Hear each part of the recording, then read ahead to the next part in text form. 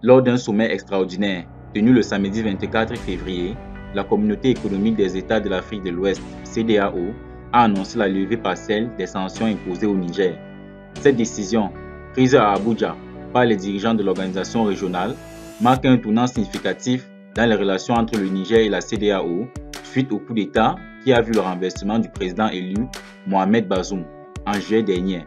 Omar Touré, le président de la commission de la CEDEAO, a précisé que les restrictions les plus sévères seraient levées avec effet immédiat pour les raisons humanitaires, notamment la réouverture des frontières, la reprise des transactions financières et le dégel des avoirs de l'État nigérien.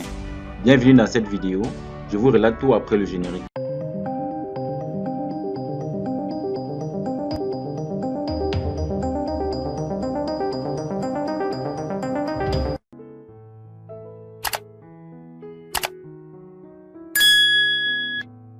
Lors de ce sommet, le président de la commission de la CEDEAO a demandé à ce que les restrictions les plus sévères soient levées avec effet immédiat pour des raisons humanitaires. Il s'agit entre autres de la réouverture des frontières, la reprise des transactions financières et le dégel des avoirs de l'État nigérien. Malgré cette avancée, certaines sanctions d'ordre individuel et politique demeurent en vigueur. La CEDEAO maintient sa demande de libération immédiate de Mohamed Bazoum, retenu en captivité avec son épouse par le régime militaire depuis 7 mois déjà. Cette décision exclut toutefois d'autres nations sous régime militaire, telles que le Mali, le Burkina Faso et la Guinée, qui restent sous le coup des sanctions de l'organisation. Cette démarche intervient dans un contexte de tensions croissantes entre la CEDEAO et l'Alliance des États du Sahel, AES, un bloc régional formé par le Niger, le Mali et le Burkina Faso, en réaction aux politiques de la CEDEAO. L'émergence de l'AES et sa décision annoncée en janvier de se retirer de la CEDEAO ont rendu très mal les défis auxquels font face la CEDEAO, notamment en termes de politique, de paix et de sécurité dans la région.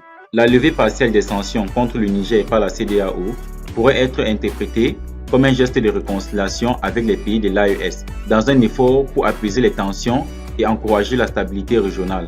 Ce développement survient après que la CEDEAO a offert une aide financière de 1,9 million de dollars à chaque pays de l'AES pour combattre le terrorisme, signe d'un possible changement de cap vers une stratégie plus coopérative et moins interventionniste.